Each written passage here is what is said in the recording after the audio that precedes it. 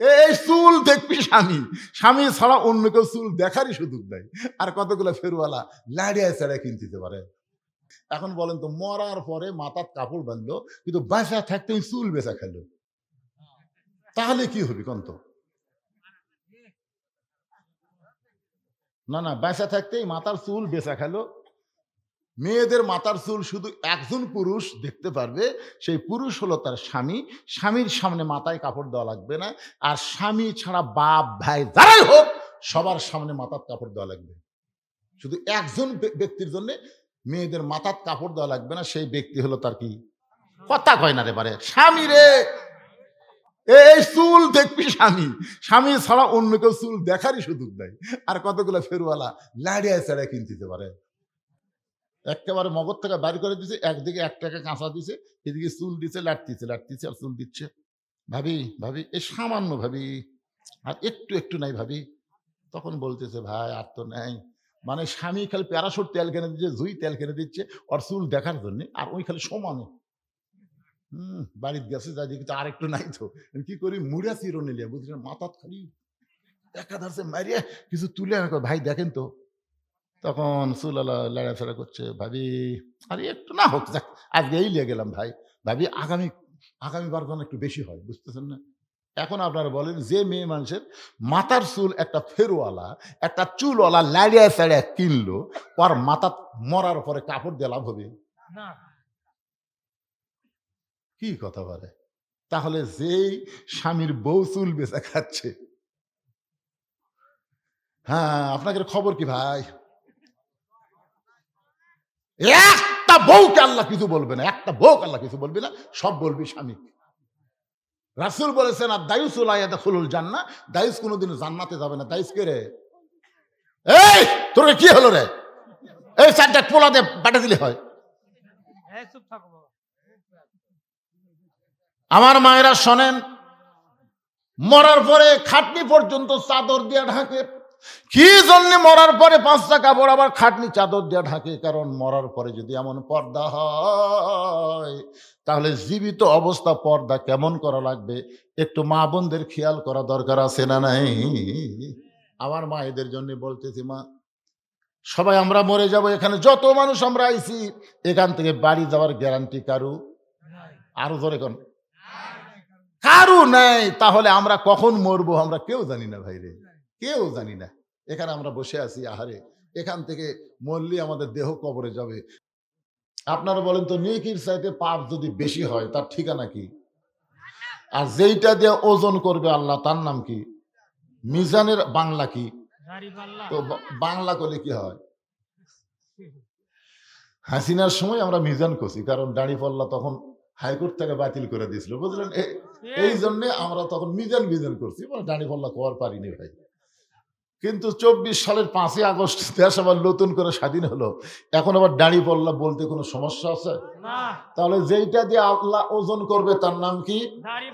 আরো জোরে, জোরসে বলুন। জোর হলো না, আরো জোরে। মাশাআল্লাহ, এই বাচ্চাগুলো সেই তাল দিছে রে।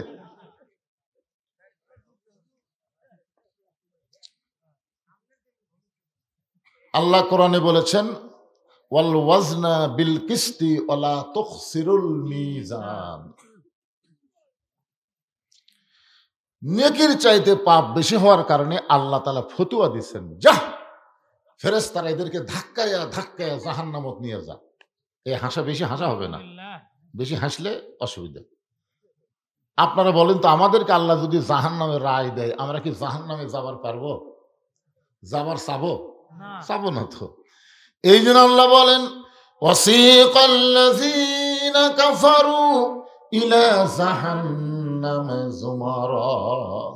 সেদিন তাদেরকে ধাক্কায়া ধাক্কায়া জাহান্নামে নিয়ে যাবে। আবার আল্লাহ বলতেছেন, ওয়াসিকাল্লাযীনা তাকাউ রাব্বাহুম ইলাল জান্নাতি যুমারা।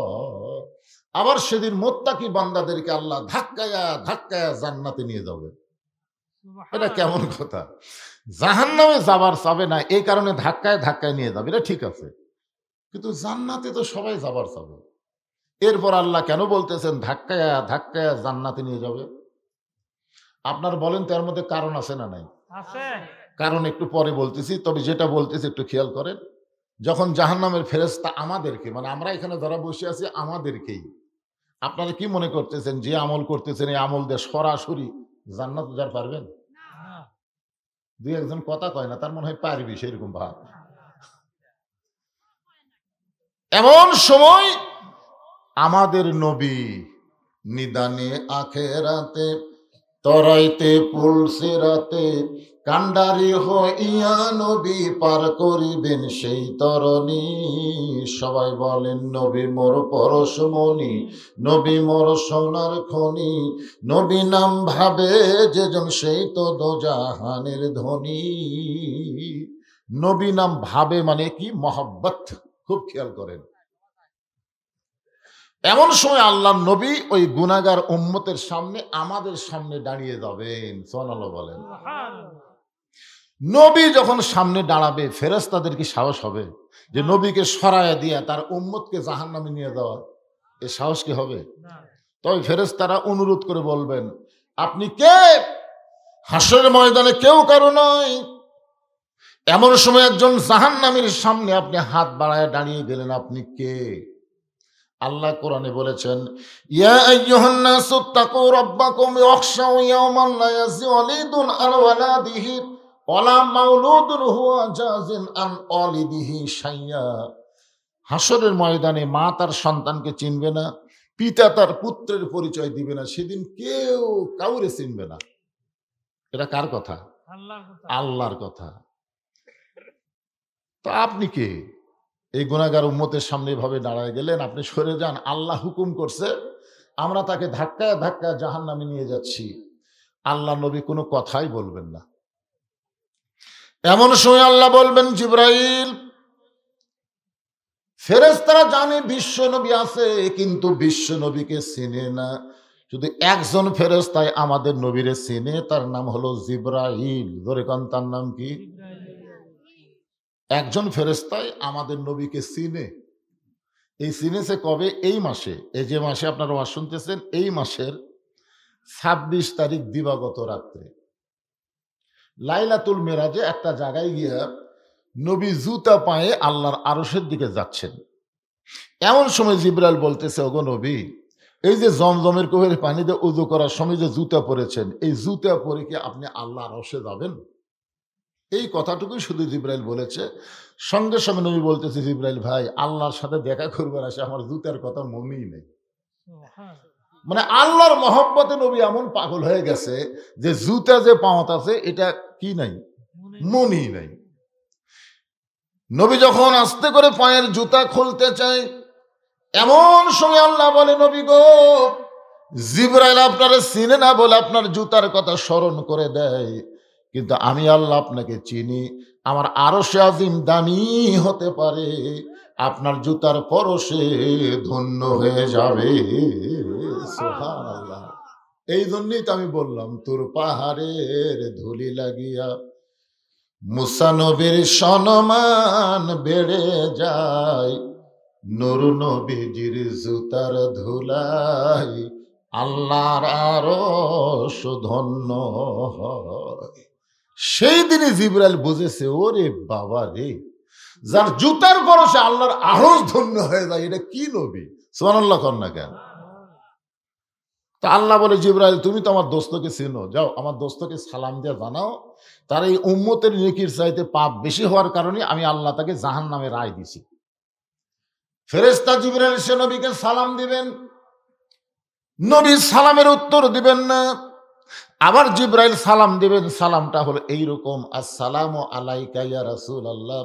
নবী সালামের উত্তর দিবেন না। তৃতীয়বার যখন জিবরাইল সালাম দিবার যাবে, এমন সময় নবী রাগ করে, এই জিবরাইল, এই খালি সালাম দাও। সালাম বোঝো তুমি? সালাম তুমি বোঝো? কিভাবে সালাম দেওয়া লাগবে এটা তুমি জানো?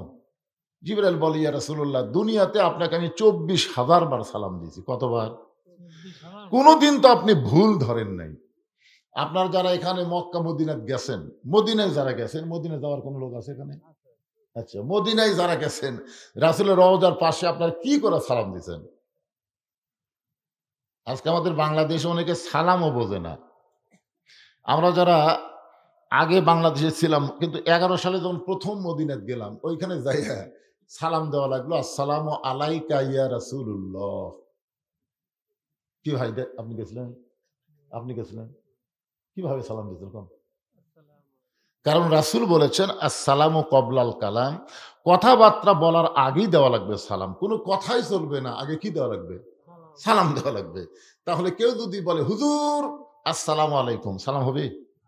আগে কি কথা? আগে হুজুর কয়নি? ইমাম সাহেব আসসালামু আলাইকুম হবে? চাচা আসসালামু আলাইকুম হবে? কারণ আগে চাচা কছেন, আগে হুজুর কছেন, আগে ইমাম সাহেব কছেন। এখন কেউ যদি বলে ইয়া নবী সালাম আলাইকা, তাহলে হবে? কারণ আগে কি কছেন? ইয়া নবী কয়ে তারপরে সালাম দিচ্ছেন। কারণ রাসূল বলেছেন কথাবার্তা বলার আগে সালাম দেওয়া লাগবে, সালাম দিয়ে তারপরে কথা বলো। আপনি যদি বলেন আসসালামু আলাইকুম হুজুর, চলবে। আপনি যদি বলেন আসসালামু আলাইকুম ইমাম সাহেব, চলবে। আপনি যদি বলেন আসসালামু আলাইকুম চাচা, চলবে। কিন্তু আগে চাচা পরে সালাম চলবে না, আগে ইমাম সাহেব পরে সালাম চলবে না, আগে হুজুর পরে সালাম চলবে না, আগে ইয়া নবী পরে সালাম চলবে না। সালাম আমরা শিখাইছি মদিনার থেকে। আসসালামু আলাইকা ইয়া রাসূলুল্লাহ। ফেরেশতা জিবরাইল বলে রাসূলুল্লাহ 24,000 বার আপনাকে সালাম দিলাম, আপনি কোনোদিন সালামের ভুল ধরলেন না। আজকে হাসরের ময়দানে আমার সালামের ভুলটা কোন জায়গায়? আল্লাহ রাসূল বললেন সালাম হলো 3 বচন। জোরে বলেন কয় বচন? একটা হলো কা, কা হলো 1 বচন। এই আমার দিকে খেয়াল করেন, কা হলো 1 বচন, কুমা হলো দ্বিবচন, কুম হলো বহু বচন। তাহলে আমাকে তুমি সালাম দাও আসসালামু আলাইকা, শুধু আমাকে সালাম দাও। কিন্তু আমার সামনে যে গুনাহগার উম্মতকে ফেরেশতারা ধাক্কায় ধাক্কায় জাহান্নামে নিয়ে যাচ্ছে, এক বাদ দাও কেন? ফেরেশতা জিবরাইল বলে হুজুর এক সালাম দিয়ে লাভ নেই, কারণ এর নেকির চাইতে পাপ অনেক বেশি হয়ে গেছে। আল্লাহ জাহান্নামের রায় দিয়ে দিছে। যার জাহান্নামের রায় হয়ে গেছে তার জন্য দোয়া করা যাবে? কথা কর না কেন? সালাম কি সবচাইতে বড় দোয়া? হলো সালাম। আপনার যে গোরস্থানের মাহফিল করতেছেন, এই গোরস্থানের সবচাইতে বড় দোয়া কি জানেন? কবরের পাশে গিয়ে আগে সবচেয়ে বড় দোয়া হলো আসসালামু আলাইকুম ইয়া আহলাল কুবুর। এই কবরের মধ্যে যারা আছো সকলের উপরে আল্লাহ রহমত বর্ষণ করো। ধরে করো সুবহানাল্লাহ। তাহলে সবচেয়ে বড় দোয়া কি? আগে যায় কি দোয়া দরুদ পড়েন, আগে সালাম দেওয়া? আপনার কি গোরস্থানে যান না ভাই? কথা কর না কেন? গোরস্থানে যায় কি আগে দোয়া পড়েন, আগে সালাম দেন? সালাম দেওয়ার পরে সূরা ইখলাস পড়েন, ফাতিহা পড়েন, দরুদ পড়েন, যা ইচ্ছা পড়েন, কিন্তু আগে দেওয়া লাগবে কি? সবচাইতে বড় দোয়া হলো সালাম। আল্লাহর নবী বললেন জিবরাইল তুমি সালাম দেওয়ার সময় আমার গুনাহগার উম্মতকে বাদ দিবার পরও তোমার আল্লাহ নেকের পাপ ওজন করার সময় আমি নবীকে বাদ দিবার পারে তোমরা হলো বাদ দেওয়ার দল। কথাটা খেয়াল করছেন? তুমি জিবরাইল সালাম দেওয়ার সময় আমার গুনাহগার উম্মতকে বাদ দিয়ে সালাম দিবার পারো, আর তোমার আল্লাহ নেকের পাপ ওজন করার সময় আমাক বাদ দিয়ে নেকের পাপ ওজন করতে পারে, তোমরা হলো বাদ দেওয়ার দল। ফেরেশতা জিবরাইল বলে হুজুর আপনি কি বলবার চান? আল্লাহ রাসূল বললেন একটা গানও আমরা শুনছি, গানটা আরেকবার শোনেন দেখি তো খেয়াল হয় নাকি। আছেন আমার মুক্তার, আছেন আমার বারিস্টার, শেষ বিচারের হাইকোর্টেতে তিনি আমায় করবেন পার, আমি পাপী তিনি জাবিনদার। এই তিনি কে? আল্লাহ। সাইড থেকে এখন মারতেছে আল্লাহ, তিনি আল্লাহ। গানটা খেয়ালই করেননি, কি বুঝতেছেন? গানটা খেয়াল করছেন?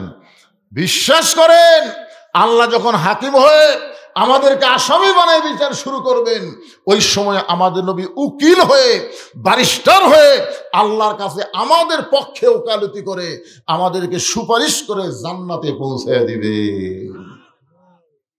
ইয়ার কি মারা এমন নবী?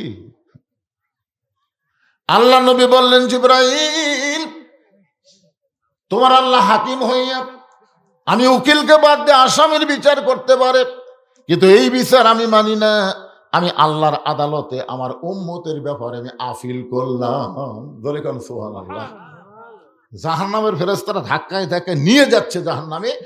ওই উম্মতের ব্যাপারে আমাদের নবী আবার আল্লাহর কাছে আপিল করলেন। আল্লাহ বলে, জিবরাইল, আমি আমার দোস্তের আপিলকে গ্রহণ করলাম। সুবহানাল্লাহ বলেন। সুবহানাল্লাহ। সঙ্গে সঙ্গে ফেরেশতাদের কাছ থেকে আমাদের নবী গুনাহগার উম্মতের হাতটা ধরে মিজানের কাছে নিয়ে যাবেন। নেকি আর পাপ ওজন করে দেখা যাবে নেকির চাইতে পাপ অনেক বেশি। আল্লাহ বলে, হাবিব গো, দেখেন তো কি হলো, নেকির চাইতে পাপ তো বেশি হলো, এখন কি আপিল করবেন? সঙ্গে সঙ্গে নবী জামার পকেট থেকে কি যেন বের করে নেকির পাল্লায় দেবেন। নেকির পাল্লার ওজন বেশি হয়ে যাবে। আল্লাহ বলে, হাবিব আপনি কি দিলেন? নবী তখন বলবেন, আল্লাহ আপনি ইবাদতের নেকি দিয়েছেন, কিন্তু আমার দরুদের নেকি তো দিবার পারেন নাই। আমার উম্মতেরা যখন দরুদ পড়েছে, একদল ফেরেশতা এই দরুদগুলো মদিনায় আমি রওজার কাছে জমা দিয়েছে। আজকে সেই দরুদের নেকিগুলো নেকির পাল্লাই দিলাম। আল্লাহ বলে, হাবিব রে, আপনার উম্মতের আমলনামায় একটা নেকিও যদি না থাকতো, আর আপনার প্রতি মহব্বতের দরুদ শরীফ যদি আদায় করত, ওই দরুদের ওসিলায় আমি আল্লাহ তারে জান্নাত দিয়া দিতাম। এখন বলেন, দরুদ পড়ার দাম কম না বেশি? যখনই নবীর নাম উচ্চারণ হবে, সঙ্গে সঙ্গে জবান খুলে বলবো সাল্লাল্লাহু আলাইহি ওয়াসাল্লাম। এই দরুদ পড়তে আপনার কোনো সময় কৃপণতা করবেন না। হযরত আলী রাদিয়াল্লাহু তাআলা বলেছেন, ওই ব্যক্তি হলো সবচাইতে বড় কৃপণ যে নবীর নাম উচ্চারণ করে নবীর প্রতি দরুদ শরীফ পড়ে না। এর চাইতে বড় কৃপণ আর কেউ নেই। কৃপণ সম্পর্কে হাদিসে কি আছে? আল বাখিলু লা ইয়াদখুলুল জান্নাহ, বখিল কোনোদিনও জান্নাতে যাবে না। সবচাইতে বড় কৃপণ হলো নবীর নাম কয় অথচ দরুদ কয় না। আমরা যখনই নবীর নাম উচ্চারণ করব বা কেউ উচ্চারণ করলে আমি শুনবো, সঙ্গে সঙ্গে আজ থেকে আর যেন বাদ না পড়ে, সঙ্গে সঙ্গে কি বলবো? আবার কয় না, সঙ্গে সঙ্গে কি বলবো? সাল্লাল্লাহু। আপনার কি মনে করতেছেন এই যে সাল্লাল্লাহু আলাইহি সাল্লাম বললেন, এটা এটি পড়ে আছে? একদল ফেরেশতার কামই হলো আপনার মুখের দরুদ শেষ হওয়ার সঙ্গে সঙ্গে এই দরুদগুলো রাসূলের রওজায় আপনার নামে পৌঁছায় দিবে। জোরে খান সুবহানাল্লাহ। ভাদার পশ্চিম পাড়া কবরস্থানের উন্নয়ন কল্পে, আপনারা বলেন তো, কবরস্থানের সবচেয়ে বড় উন্নয়নের নাম কি? এই যেখানে লিখছেন কবরস্থানের উন্নয়ন কল্পে, কবরস্থানের উন্নয়ন তো আপনারা করবেনই, কিন্তু সবচেয়ে বড় উন্নয়ন কি? সবচেয়ে বড় উন্নয়ন সম্পর্কে আজকে আমি কোরআনের আয়াত তেলাওয়াত করছি। আল্লাহ বলেছেন, ওয়ালা তামুতুন্না ইল্লা ওয়া আনতুম মুসলিমুন, মানে তোমরা মরো, মরা তো লাগবেই। এখানে যত মানুষ বসে আছেন, সবচাইতে বাড়ির যার নিকটে, আপনাদের যত মানুষ এখানে বসে আছেন, যার বাড়ি সবচাইতে নিকটে, সেই লোকটা আপনি দাঁড়ায় বলেন তো, হুজুর এখান থেকে আমি বাড়ি যাবার পারবই।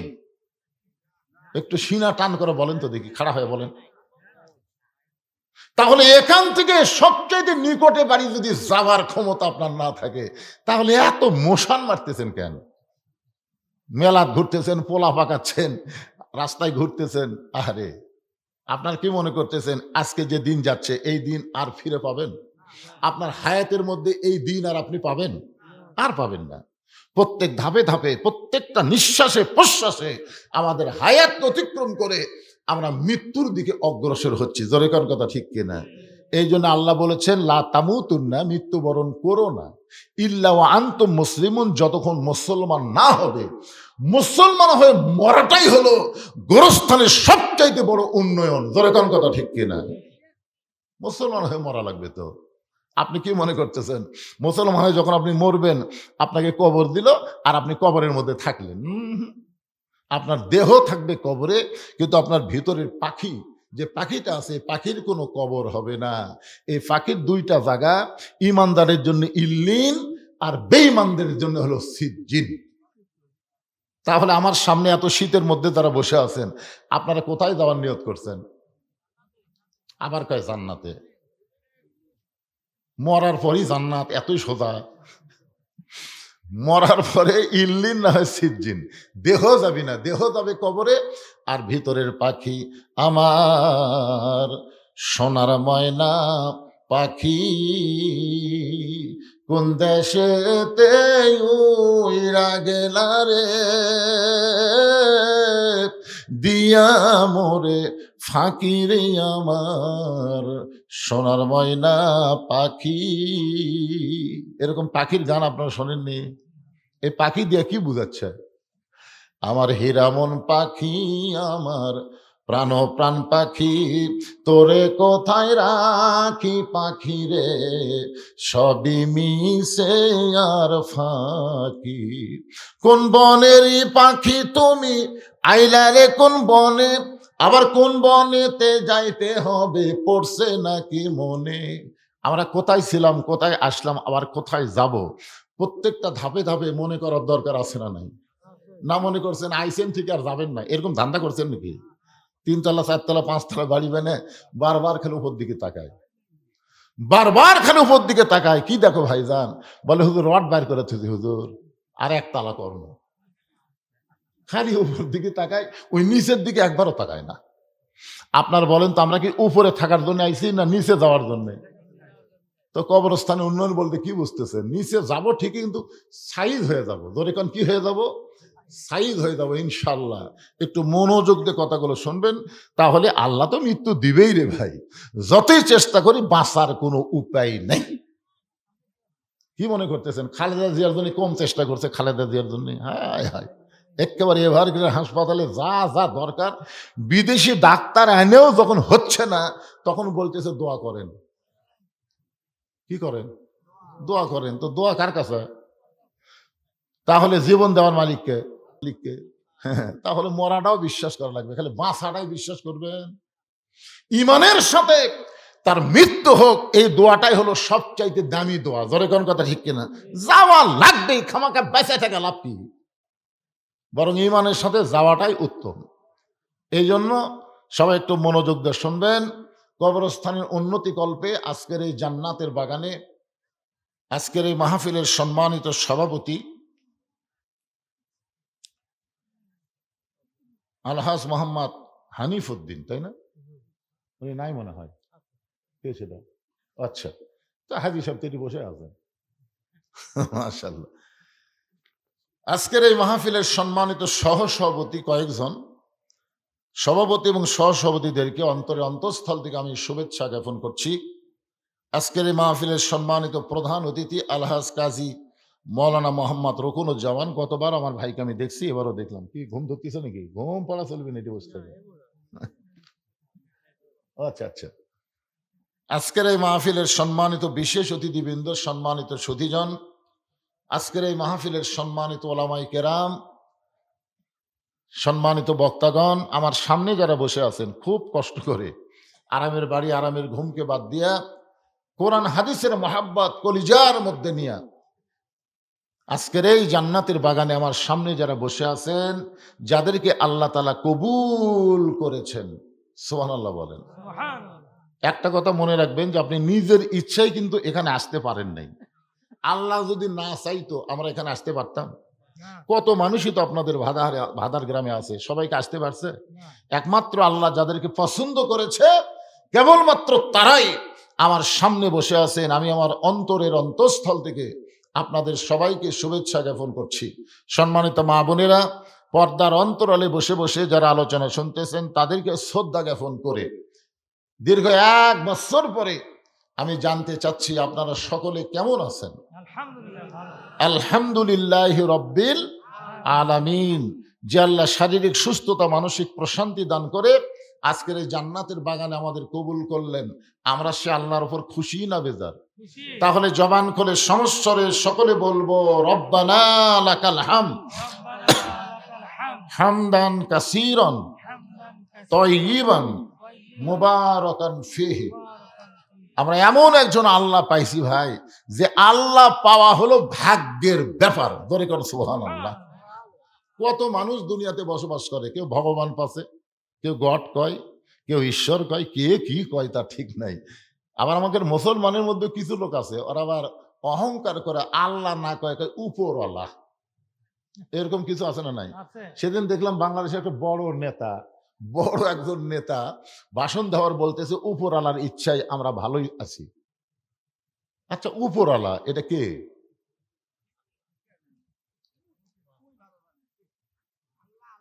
না না, আল্লাহ আল্লাহই তো, তাই না? একটা লোক যদি সবসময় জিকির করে উপরওয়ালা উপরওয়ালা উপরওয়ালা উপরওয়ালা, ওই একটা সব পাবে। না আর একবার যদি আল্লাহ কয় আর আল্লাহ যদি কবুল করে, আল্লাহ তার জীবনের সমস্ত গুনাহ মাফ করে দেয়। সুবহানাল্লাহ চিন্তা করে দেখেন, আল্লাহু লা ইলাহা ইল্লা হুয়াল হাইয়ুল কাইয়ুম। আমাদের আল্লাহ হচ্ছে লিল্লাহি মা ফিস সামাওয়াতি ওয়াল আরদ। আমাদের আল্লাহ হচ্ছে লাহুল মুলকু ওয়া লাহুল হামদ। আমাদের আল্লাহ হচ্ছে হুয়াল্লাহুল্লাযী লা ইলাহা ইল্লা হু। এমন একজন আল্লাহ পাওয়া ভাগ্যের ব্যাপার। আমাদের ভাগ্য এত ভালো যে আমরা জন্মসূত্রে মুসলমানের ঘরে জন্ম নিয়ে আমরা আল্লাহ পেয়েছি। সুবহানাল্লাহ বলেন। আমাদের ভাগ্য এত ভালো যে আমরা বিশ্ব নবীর উম্মত হয়েছি। আমাদের বাংলাদেশে অনেক মুসলমান আছে যারা শুধু নবীকে নবী বিশ্বাস করে, কিন্তু নেতা হিসাবে বিশ্বাস করবার চায় না। আমাদের নবী কিন্তু শুধু নবী না, আমাদের নবী হলেন বিশ্ব নেতা। দরিকন ঠিক না? ঠিক ছোট্ট একটা কথা বলি, হোসাইন রাদি আল্লাহ তাআলা বসে আছেন। হোসাইন রাদি আল্লাহ, নবীর নাতির নাম কি? হুসাইন ছোট নাতির নাম হলো হোসেন। এরা সামনে কাতারে ছোট ছোট বাচ্চারে, এই এই দে, দে, দে, যা তো তোরা যা, তোর তো তবারক এমনি দেওয়া হবে, অসুবিধা নাই। লাফালাফি করে, কি করে না করে, এটা তো আরো ছোট, যেটা কি রে, আর গাঁও তো শীতের কাপড়ও নাই রে বারা। একেবারে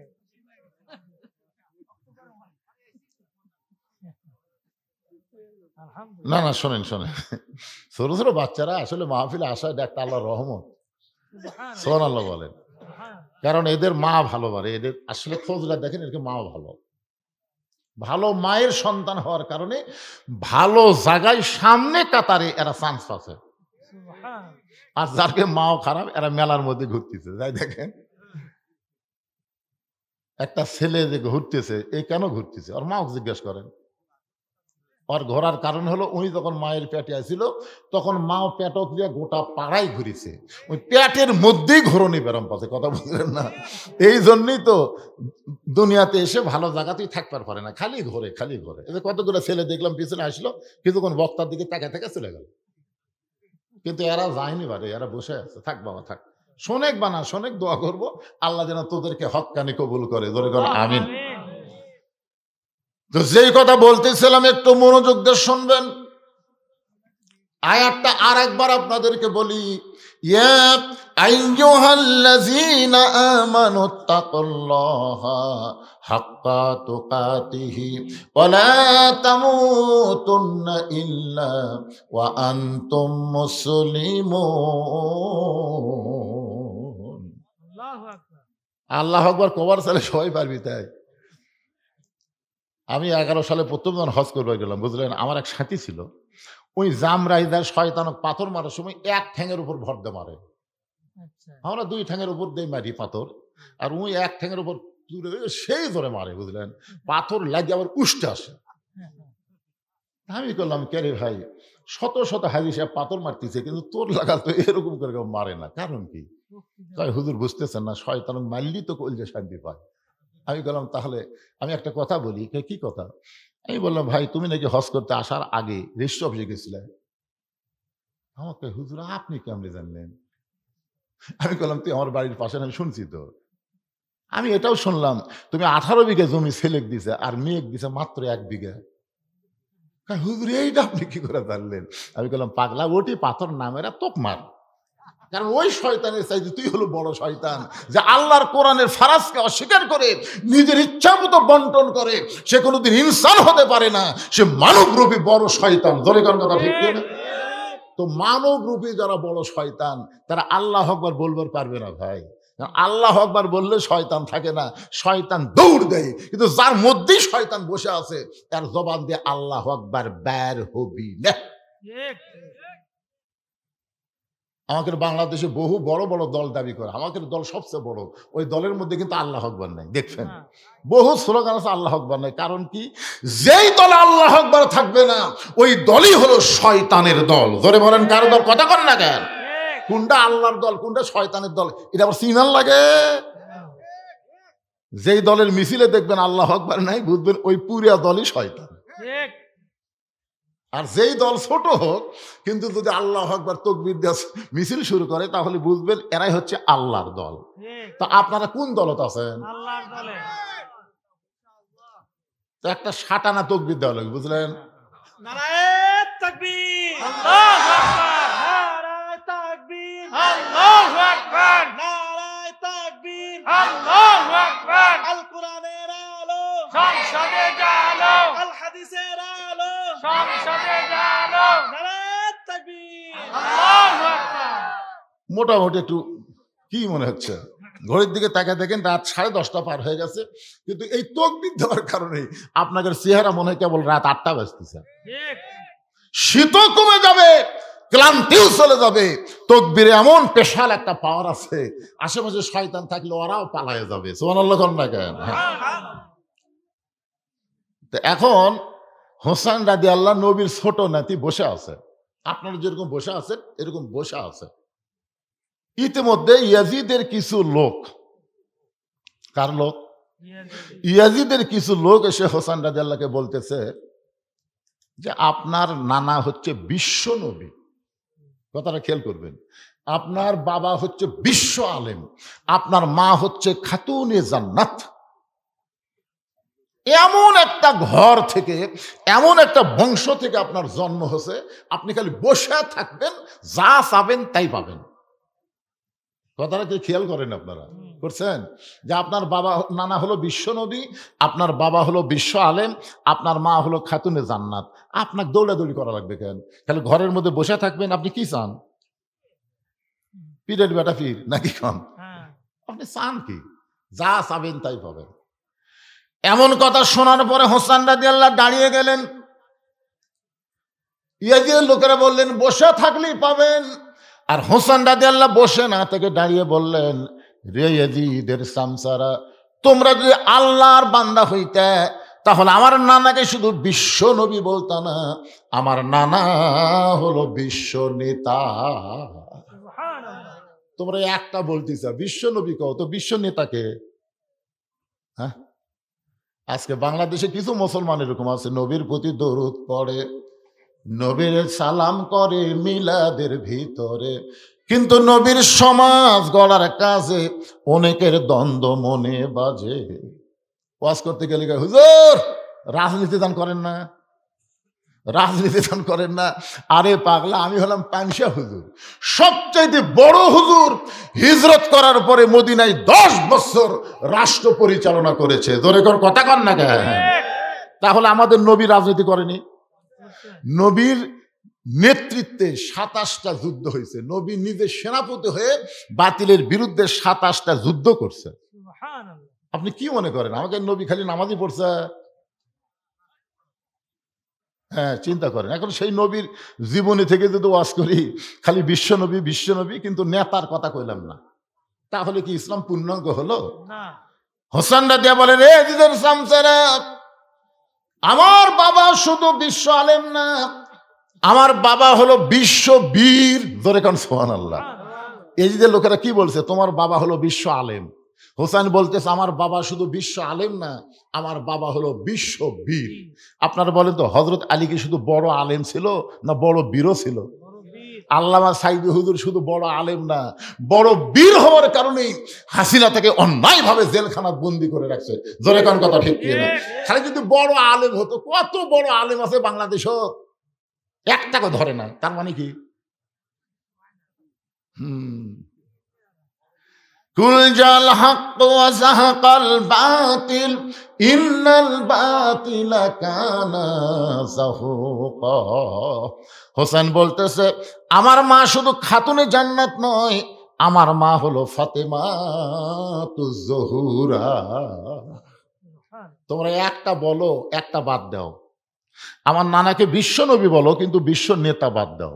আমার বাবাকে বিশ্ব আলেম বলো, কিন্তু বিশ্ব বীর বাদ দাও। আমার মাকে খাতুনে জান্নাত বলো, কিন্তু ফাতেমাতুজ জোহরা বাদ দাও। তার মানে কি? একটা কও, একটা বাদ দাও। ইসলাম তো বাদ দেওয়ার ধর্ম না। ধরে কোন কথা ঠিক কি না? উদখুলু ফিস সিলমি কাফা। ইসলামে পুরোপুরি ভাবে দাখিল হওয়া লাগবে, বাদ দেওয়ার কোনো সিস্টেম ইসলামে নাই। আছে নাকি ভাই? আছে? না। নাই তো। আজও বাংলাদেশে আমাদের নবীকে বিশ্বনবী বিশ্বনবী বিশ্বনবী কয়, আর সাধারণ এক মানুষকে নেতা বানায় তার পিছনে সারাদিন ঘোরে, মাঝে মধ্যে স্লোগান দেয় আমার নেতার চরিত্র ফুলের মতন পবিত্র, খোঁজলে দেখেন নামাজ পড়ে না একক। এই সমস্ত নেতার পিছনে জীবনটা নষ্ট করেন না ভাইজান। আজকে যে শুনে নেন, যে দরুদ পড়লেন আপনারা, আল্লাহুম্মা সাল্লি আলা সাইয়্যিদিনা মাওলানা মুহাম্মদ। এখানে আপনি বলেন তো আরবি দিয়ে বললেন সাইয়্যিদিনা মাওলানা মুহাম্মদ, তার মানে দরুদের মধ্যে আপনি নেতা স্বীকার করলেন, কিন্তু দরুদের বাহিরে আপনি নেতা মানলেন না। এই দরুদ পড়ে কোনো কাজ হবে? হোসেন বললেন, শোনো, আমার নানা যদি শুধু বিশ্বনবী হইতো তাহলে আমার নানাকে মক্কা থেকে মদিনায় হিজরত করা লাগতো না। আমার নানা বিশ্ব নেতা হওয়ার কারণে আবু জেহেল চিন্তা করলো নেতা থাকবো আমি, আর আব্দুল্লাহর পোলা থাকবে ইমাম। আমাদের নবী ইমাম থাকলে কোনো সমস্যা নাই, কিন্তু নেতা যেই হওয়ার সচেতন আবু জেহেল করে, ই যদি নেতা হয় তাহলে আমার খবর কি রে। এই জন্য মক্কার 37 জন নেতা গভীর আল্লাহ নবীর বাড়ি ঘেরাও করলেন। মক্কার 37 জন নেতা, যাদের নেতার আসন টলমল করতেছে, আব্দুল এতিম পোলা যদি নেতা হয়ে যায়, এই ভুয়া নেতা দুনিয়ার কোনো মানুষ মানবি? জোরে কন, ভুয়া নেতা মানবি? তো ভুয়া নেতারা চিন্তা করলো আসল নেতাকে খতম করা লাগবে, এই নেতা হওয়ার আগেই দুনিয়ার থেকে একে বের করে দেওয়া লাগবে। এই জন্য গভীর রাত্রে 37 জন নেতা আল্লাহ নবীর বাড়ির চারিধার ঘেরাও করছে হত্যা করার জন্য। সবার হাতে একটা করে লাঠি আছে, কেউ বর্ষা লিছে, কেউ তীর ধনুক লিছে, এক একজন এক একটা লিয়ে নবীর বাড়ির চারিধার ঘেরাও করছে, নবী হত্যাই করবে। এমন সময় আল্লাহ নবী আলীর কাছে এসে কানে কানে বলতেছে, আলী রে, আমার বিছনায় তোমার ঘুম পাড়া লাগবে, শুধু ঘুম না, চাদর মুড়ি দিয়ে ঘুম পাড়বা। আলী বলতেছে, হুজুর আপনার বিছানায় যদি আমি ঘুম পাড়ি তাহলে আপনি কি করবেন? আল্লাহ রসুল বললেন, আজকে রাত্রেবেলায় আমার মক্কা ছেড়ে মদিনার পথে রওনা দেওয়া লাগবে।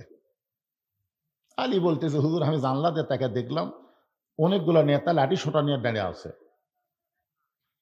এতদিন তো কেউ আপনাকে হত্যা করার জন্য দাঁড়িয়ে ছিল না, তখন আল্লাহ আপনাকে হিজরতের হুকুম করলো না। আজকে সবাই যখন দাঁড়িয়ে আছে মারার জন্য, তখন আপনাকে আল্লাহ বাড়ি থেকে বার হওয়ার যার কথা বলতেছে। আমার মনে হয় আল্লাহ ইচ্ছা করে,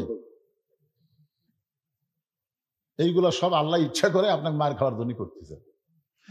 আল্লাহ রাসূল বলেন, আলী তোমার কাজ হলো বিছনায় চাদর মুড়িতে ঘুম পড়ো, আর আমার কাম হলো হিজরত করা। জোরে কান সুবহানাল্লাহ। নবী দরজা খুলে দেখে 37 জন নেতা অস্ত্র শস্ত্র নিয়ে দাঁড়ায় আছে। নবী বললেন, আল্লাহ তাহলে এখন কি করব? আল্লাহ বললেন, আপনার উপর যেই কিতাব নাজিল করেছি সব সমস্যার সমাধান। অনুনাজ্জিলু মিনাল কুরআনি মা হুয়া শিফাউ ওয়া রাহমাতুল লিল মুমিনিন। সূরা ইয়াসিন থেকে 3টা আয়াত পড়ে এক মুষ্টি বালির মধ্যে ফোঁক দিয়ে আপনি বালু ছিটায় দেন। আল্লাহর হুকুম মোতাবেক নবী যখন বালু ছিটায় দেয়, আল্লাহ তাআলা 37 জন নেতার মধ্যে ওই চোখের মধ্যে ওই বালুগুলো ঢুকাইয়া দেয়। যেরকম সুবহানাল্লাহ। নবী উপর দিকে ছিটা দিয়েছে, আর ঢুকা দিয়েছে কে? আল্লাহ। ওরকে হাতত লাঠি সোটা যায় ফেলে দিয়ে বালু চোখে ঢুকলে আরো লাঠি লাঠি ফেলে দেখালি চোখ ডলতেছে। রাসূল কয়, আল্লাহ কি সুযোগ, এখন ইচ্ছা মতো ওরকে লাঠি দিয়ে ওরকে পাসাদ বাড়ান যাবি। আল্লাহ হচ্ছে আজকে বাড়াবাড়ি না, আজকে আপনি যান, জাগা মতো বাড়ি হবি, কারণ 24 সালের 5ই অগস্ট আসা লাগবে। যখন কথা ঠিক না, আগে বাড়াবাড়ি, আগে 15.5 বছর দৌড়াদৌড়ি। এখন কথা ঠিক না। সিরাজগঞ্জ রোডে আমি আমার বউকে মোবাইল করে বললাম, দেখো পরিবেশ কি, আমি 2 কেজি চমচম নিছি। আমার বউ বলতেছে, আসতেছেন? জি। তাহলে আপনি আসেন না। কেন? বলে সন্ধ্যার দিকে পুলিশ বাড়ির দরজা ঘুরতেছে, আপনি আসেন না। চিন্তা করছেন, রোড থেকে আর বাড়ির দিকে আসতে মন চাচ্ছে, বউ বলতেছে আসেন না। আমার শ্বশুরকে মোবাইল করলাম যে, বাবা আব্বাজান আমি একটু আপনার বাসার যাবার চাই। বলে তোমার বাড়ি বাদ আমার বাসার কেন? বলে আমার বাড়ির দরজা পুলিশ ঘুরতেছে। শ্বশুর বললো, নাউজুবিল্লাহ, আপাতত না আসাই ভালো, কারণ তুমি যাবে যেখানে পুলিশ যাবে সেখানে দরকার নেই। আমার যত বন্ধু বান্ধব আছিল সবাইকে বললাম, ভাইরে আজকে রাত একটু তোমাকে বাসার থাকবার চাই। সব বন্ধু বান্ধব বলতেছে তুমি গজবে আসো, দরকার নেই। শেষ পর্যন্ত গাড়ি এক জায়গা থুয়ে আর এক জায়গা আলুর বাগড়ের মধ্যে আমরা শুয়েছিলাম কতদিন। কি মনে করছেন এইরকম নির্যাতনের পরে 24 সালের 5ই আগস্ট কি কন পিটাপিটির দিন আসেনি? জি। একটা পুলিশ দেশের অর্থে একটু মনোযোগ দেন। রাসূল আল্লাহ বলেন, হাবিব আজকের মতো আপনি পালায়া যান, আপনাকে যা বলে আপনি তাই করেন, সময় মতো মার দেওয়া হবে, জায়গা মতো মার দেওয়া হবে। নবী চুপি চুপি আবু বকরের দরজা দিলেন। আবু বকর বলে ডাক দেওয়া মাত্রই দরজা খুলে গেল। নেতাও যেমন কর্মীও তেমন। জোরে করেন সুবহানাল্লাহ। দরজা ঢক ঢক করা লাগে নাই, কলিং বেলে কোনো চাপ দেওয়া লাগে নাই, চিল্লা চিল্লি করা লাগে নাই, শুধু আস্তে করে বলেছেন আবু বকর, সঙ্গে সঙ্গে দরজা খুলে গেল। নবী চোখের পানি নিয়ে বলে, আবু বকর আমি যে আসতেছিলাম এইটাকে তুমি আগে থেকে জানো, আমি ডাক দাও মাত্রই তুমি দরজা খুলে দিলে। আবু বকর বলে, রাসূলুল্লাহ কয়েক মাস আগে আপনি বলেছিলেন একদিন গভীর রাত্রে মক্কা থেকে মদিনায় হিজরত করা লাগতে পারে, আমাকে সঙ্গে করে আপনি মদিনায় যাবেন। সেদিন থেকে আজ পর্যন্ত কোনো রাত্রিবেলা ঘুমাইনি, বরং সারা রাত আমি দরজার কাছে দাঁড়িয়ে থাকি। আল্লাহ নবী এক টানে আবু বকরকে বুকের মধ্যে নিয়ে আবু বকরের কপালে একটা চুমা দিয়ে বলে, আল্লাহ আমি আবু বকরকে কি দিব, আমার তো দেওয়ার মতন কিছুই নাই। আল্লাহ বলেন, হাবিব আপনার পরে কেউ যদি আমার দোস্ত থাকে, সে দোস্তের নাম হলো আবু বকর। আবু বকরকে নিয়ে রওনা দিলেন। আবু বকর বলে, ইয়া রাসূলুল্লাহ মক্কা থেকে মদিনা হলো উত্তর দিকে, কিন্তু রওনা দিচ্ছেন পূর্ব দিকে, কারণ কি? রাসূল বলে, আবু বকর আল্লাহ হুকুম করেছে ওই যে একটা উঁচু পাহাড় দেখতেছো, ওই পাহাড়ের মাথায় চড়তে হবে। পাহাড়ের মাথায় একটা গর্ত আছে, এই গর্তের নাম হলো গারে সুর। এই গর্তের মধ্যে আমাদেরকে আত্মগোপন করা লাগবে। সুবহানাল্লাহ বলেন। আল্লাহ নবী আবু বকরকে আত্মগোপন করেছেন। এইদিকে রাত শেষ হয়ে গেল, রাতটা শেষ হয়ে সকাল হয়ে গেছে। আবু সুফিয়ান বলে, নেতা যেভাবে আমরা লাঠি সোটানো পহরা দিলাম, আমার মনে হয় ঘর থেকে আমাকে দেখে ভয়ে বাড়ায়নি। এখন কি করবেন? আবু জেহেল বলতেছে, এরকম 27টা নেতা একত্র হওয়া যাবি আজকে হসি মারার জন্যে। কে রে, রাত চলে গেছে তো কি হচ্ছে, আমাকে উপর মক্কার কথা বলার কেউ আছে? কেউ যখন নাই, দরজা খুলে আজকেই মারবো রে। এই বাঁচা থাকলে আমাকে ভুয়া নেতৃত্ব চলবি না রে, এই বাঁচা থাকলেই কোরআন দিয়ে রাষ্ট্র চলাবে, আমাকে ভুয়া নেতৃত্ব শেষ হয়ে যাবে, আজকেই কাম সারা লাগবে। 7-8 জন নেতা একমত হয়ে আল্লাহ নবীর বাড়ির দরজা খুলছে। বাড়ির দরজা খুলে যেই মাত্র ঘরের দরজা খুলে তাকায় দেখে ওরে তামানে চাদর দিয়া নাক দেখে ঘুম পাড়তিছে। ওরে তামানে চাদর দিয়ে কি দেখে? নাক দেখে। এটা কি করতেছে? যেটা না না না, যে হাঁটুর মধ্যে কিছু বোঝাচ্ছেন। কে ভাই রে, কে রে? এদিকে তাকান, এদিকে তাকান। আপনি যদি শুয়ে থাকেন, চোখই বন্ধ করে থাকেন, বক্তার সামনে আসে অন্ধ, ইটার কথা বলতেছে না তো, ও যে চাদরালা না মুরব্বী যদি হন, আপনাকে যে ওয়াজ শোনা কি ফরজ? আপনার কোন তো এই ঠান্ডার মধ্যে ওয়াজ শোনা কি ফরজ? ফজরের নামাজ পড়া হলো ফরজ। ফজরের নামাজ নাই, ওয়াজ শুনে কি হবে ভাই? না এরকম থাকলে আপনার দেখা দেখে অনেকে অলস হয়ে যাবে। শরম নাই, শরম নাই। আপনি হয় চলে যান, না হয় কালো বক্তার দিকে তাকা থাকেন। তাকা থাকলে আল্লাহ তাআলা আপনার জীবনের সগীরা গুনাহ মাফ করে দিবে। জোরে কান সুবহানাল্লাহ। কথা বলেন, অত্যন্ত গুরুত্বপূর্ণ বিষয়। ঘরের দরজা খুলে তাকা দেখে ওরে তার মানে চাদর দিয়া নাক দেখে ঘুম পাড়তেছে। আবু জেহেল কয় কে, এক সারা রাত আমরা পহরা দিলাম, এক মারার জন্য আমরা সারা রাত পহরা দিলাম, আমাদের চোখে ঘুম নাই, আর চাদর মুড়িতে ঘুম পাড়ে। আসলে এটা কে? ওরা তো আর জানে না, ওরা মনে করছে নবী। উলিদ বিন মুগিরের হাতে একটা বর্ষা ছিল, ওই বর্ষাটা চাদরের উপর দিয়ে মাইরা নবী বিশ্বাস করে হত্যা করতে চায়। আবু জেহেল ফতুয়া দিছে ঘুমন্ত মানুষকে মারা জায়েজ নাই। সুবহানাল্লাহ বলেন। ঘুমন্ত মানুষকে মারা জায়েজ নাই। উলিদ বিন মুগিরা বলে, নেতা যাকে মারার জন্য সারা রাত পহরা দিলাম আর সেই বেটা আরামে ঘুম পাড়ে, একে না মারা পর্যন্ত আমার কলিজার শান্তি নাই। এবেলা আবার যখন বর্ষা মারবার চাই, আবু জেহেল খফ করে বর্ষা ধরে বলতেছে, আমি যে তোর নেতা, তুই কি আমাকে মানিস না? আমি যে তোর নেতা, তুই কি আমাকে মানিস না? কতগুলা ক্যাডার দেখবেন অনেক সময় নেতার উপর দিয়ে কাম করবার চায়, এরকম কিছু ক্যাডার আছে না নাই? জোরে কান আছে না? হ্যাঁ, আবু জেহেল খফ করে বর্ষা ধরেছে, এক হাত দিয়ে চাদর টান দিছে, এক হাতে বর্ষা ধরেছে, আর এক হাতে চাদর টান দিছে। চাদর টানতে দেখে চাদরের মধ্যে যে লাখ টাকা ঘুম পাড়ে, সে আল্লাহর নবী না, সে হইল আলী। আবু জেহেল বলতেছে, কে রে আলী? এই জায়গার তো নবী থাকার কথা রে, এই জায়গা তুই ঘুম পাড়িস, নবী গেল কোথায়? তাহলে আল্লাহ নবী গেল কোথায়? হযরত আলী মুস্কি মুস্কি হাসতেছে, জোরে গান সুবহানাল্লাহ। হাসার কারণ হলো দুইটা। এক নম্বর হাসার কারণ হলো নবী নিরাপদে চলে গেছে, তোদের পওরা দিয়ে কোনো লাভ হলো না, নবী আমার নিরাপদে আছে, জোরে গান সুবহানাল্লাহ। আর দুই নম্বর কারণ হলো যে তোমরা চেতন থেকে নবী পওরা দিলে, নবী কোথায় গেল তোমরাই জানো না, আমি ঘুমের মানুষ কেমনে জানবো? এই কথা যেই মাত্র হযরত আলী বলেছে, সঙ্গে সঙ্গে আবু জেহেলের মুকুট পড়ছে ছাই, চিল্লাই বলতে স আমরা এখন যাই। আবু সুফিয়ান বলে, নেতা এরই জন্যই তো আমরা তো জানলাতে বহুবার দেখছি, কিন্তু এরই জন্যই তো, ই শুয়ে না থাকলে তো এক না হয় আমরা সাইজ করি। যেই বলছে আবু সুফিয়ান নেতা এরই জন্যই তো, ই শুয়ে না থাকলে তো আমরা বুঝতে পারতাম না, তাহলে এক সাইজ করি। সঙ্গে সঙ্গে হযরত আলী দুই হাত বাড়ায় ডাকতেছে, আয় সুবহানাল্লাহ। 37 জন নেতার হাতে অস্ত্র আছে, আর একজন আলী সবাইকে ডাকতেছে, আয় আয়। যেই মাত্র ডাকছে আয় আয়, সঙ্গে সঙ্গে আবু জেহেল বলতেছে দরকার নাই, কারণ আবু জেহেল জানে এই আলী সাধারণ কোন আলী না, এই আলী হচ্ছে ইসলাম গালেব করার ব্যাপারে আসাদুল্লাহিল গালেব। হোসেন বলতেছে, আমার বাবা শুধু বিশ্ব আলেম না, আমার বাবা হলো বিশ্ব। এ কথাটা সবাই বলতে, হযরত আলী জীবনে সম্পর্কে আপনারা জানেন না? তাহলে একটা ছোট্ট ঘটনা শোনেন।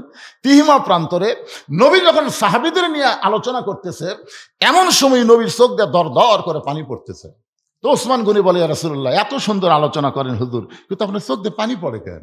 আল্লাহ রাসূল বলে, সাহাবীরা তোমরা জানো না, মক্কার সবচাইতে বড় বীর, তার নাম হলো আমর, উমর না, তার নাম হলো আমর। সে কাবা শরীফ দিয়ে শপথ করছে যে আব্দুল্লাহর এতিম পোলাকে হত্যা না করা পর্যন্ত আমি দুনিয়ার কোনো পানি পান করব না। যে আমর 3.5 মণ ওজনের তরবারি নিয়ে যুদ্ধ করে, যে আমর যুদ্ধ করতে যায় তরবারির ওজন হলো 3.5 মণ। যে আমর প্রতি সন্ধ্যায় 21 কেজি খাদ্য খায়, প্রতি সন্ধ্যায় যে খাদ্য খায় তার ওজন হলো 21 কেজি। সাহাবীরা চিন্তা করে, আমরা সারা বছরেও তো 21 কেজি খাই না, তাহলে প্রতি সন্ধ্যায় যদি 21 কেজি খায়, আর 3 সন্ধ্যা হলে 63 কেজি। হায় হায়, কি খানে আলারে। সে কাবা ঘর সে শপথ করছে, মুসলমানের নবী হত্যা না করা পর্যন্ত আমি দুনিয়ার কোনো পানিও পান করব না। আল্লাহ রাসূল বলেন, সাহাবীরা রে, সে আমর আমাকে হত্যা করার জন্য মক্কা থেকে রওনা দিয়েছে। এই খবর জানার পরে আমার চোখ দিয়ে দর দর করে পানি পড়তেছে। ওসমান গনি বলে, ইয়া রাসূলুল্লাহ তাহলে আমর আসার আগেই আপনি দোয়া করেন, আল্লাহ যেন আমরের হাত পা অবশ করে দেয়। আমর এখানে আসার আগেই আপনি দোয়া করেন, কি করেন? দোয়া করেন আল্লাহ যেন আমরের হাত পাও কি করে দেয়? অবশ করে দেয়। হাত পাও যদি অবশ হয় তাহলে আসতে পারবি না। আমাকে একজন বলতে, হুজুর ওসমান হাদিক যায় গুলি করে হত্যা করলো, আল্লাহ কি করলো? হায় হায় হায়, ওসমান হাদিকে যে গুলি করে হত্যা করলো, আল্লাহ কি করলো? ওসমান হাদি যদি আল্লাহর পথেরই লোক হয়, তাহলে আল্লাহ তাকে সাইজ করলো না কেন? এরকম কিছু কথা কিন্তু মানুষ বলে, উদ্ভট কথা কয় না। আবার আমার কাছে একজন বলতেছে, হুজুর মাটির পুতুল বানায়া করিলা বেহোশ, তুমি যেমনি নাচাও তেমনি নাচে পুতুলের দাও দোষ। তুমি সর্প হইয়া দংশন করো, আবার ওজা হইয়া ঝাড়ো, তুমি চোরকে বলো চুরি করো, আবার পুলিশ হইয়া ধরো। নাউজুবিল্লাহ খান। এরকম কিছু লোক নাই, এই যে একটা আবুল সরকার বাড়াছে, আল্লাহর নাকি আগামাতা নাই, কখন কি কয়। এটা আপনাকে বুঝাই দিব। ওয়ালা তামুতুন্না ইল্লা ওয়া আনতুম মুসলিমুন, মুসলমান না হয়ে মরা যাবে না। এইটা বোঝানোর জন্যই তো আপনাদের বলতে যে ভাইজান একটু মনোযোগ দিয়ে শোনেন। ওসমান গনি বলে, রাসূলুল্লাহ হুজুর আপনি দোয়া করেন আল্লাহ যেন আমরের হাত পাও অবশ করে দেয়। নবী তাকায় দেখে প্রত্যেকটা সাহাবী ওসমান গনির সাথে একমত। মানে প্রত্যেকটা সাহাবী ওই কথার সাথে কয় মত? আর সুকুতু আনি রেজা, চুপ থাকাই হলো সম্মতির লক্ষণ।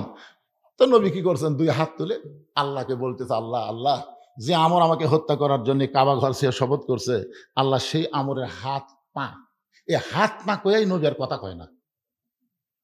হাত পা তারপরে অবস্থা গলেকবে না, কিন্তু নবী করে হাত পা বলতেই নবীর কথা বন্ধ।